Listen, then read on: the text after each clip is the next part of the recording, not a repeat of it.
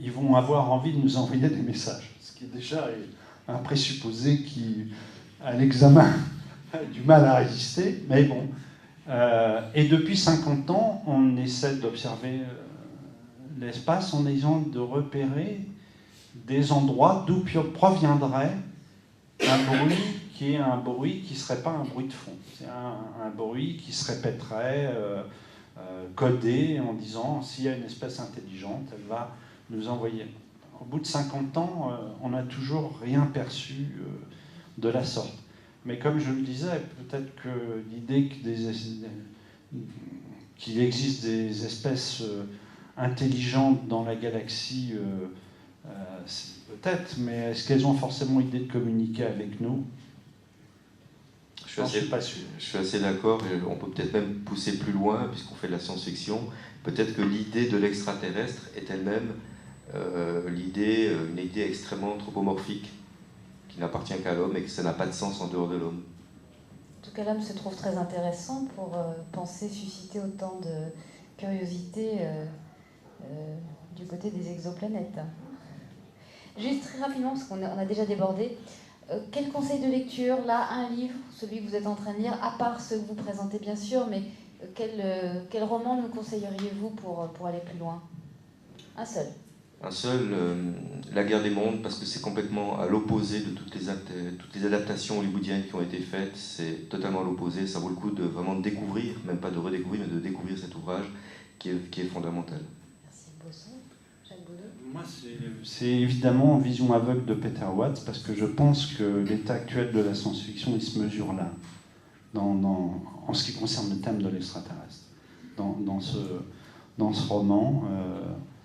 Et c'est d'autant plus intéressant qu'on repère un vaisseau spatial qui vient d'ailleurs forcément, et on envoie un équipage terrien pour explorer ce vaisseau. Et pour mener à bien cette mission, on va prendre un équipage terrien qui est vraiment... Alors là, ils sont tous barzingues. Il y en a un qui a une personnalité multiple. Enfin bon. Et c'est vraiment un roman assez étonnant sur...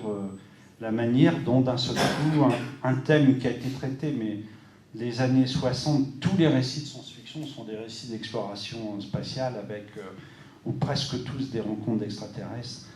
Est-ce qu'ils sont intelligents ? Est-ce qu'il faut leur apporter Dieu ? Bon, il y a tous les cas de figure. Hein. Est-ce qu'on va les coloniser ou est-ce qu'on essaie de comprendre leur culture ? On n'en est plus là.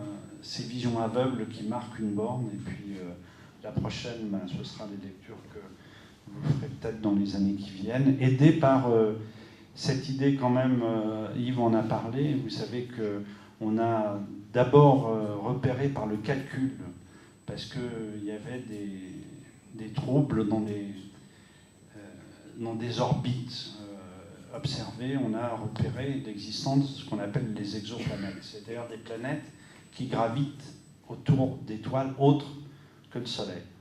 Maintenant, on est à une liste d'exoplanètes assez impressionnante, et on a même trouvé récemment une planète qui se situerait dans son rapport à l'étoile de façon assez proche de la Terre.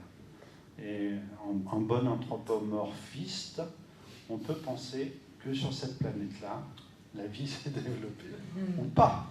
Eh bien, il n'y a plus qu'à écrire le roman. Jacques Baudou, donc vous êtes venu nous présenter 8 nouvelles policières, mais vous êtes aussi l'auteur d'un Que sais-je sur la SF, d'un Que sais-je consacré à la fantaisie, d'une encyclopédie de la fantaisie chez Fedgen en 2009, je dis toujours mal. Yves Bosson, vous êtes venu me présenter ce dictionnaire visuel des mondes extraterrestres chez Flammarion, comme le livre d'ailleurs de Jacques Baudou. Coécrit avec Farid Abdelwahab, qui n'a pas pu être avec nous aujourd'hui. Merci beaucoup à tous les deux pour votre expertise. Vous nous avez fait voyager, sortir un pied de Saint-Malo pour le poser on ne sait pas où finalement. Merci à tous de votre attention et bonne suite, bonne fin de festival.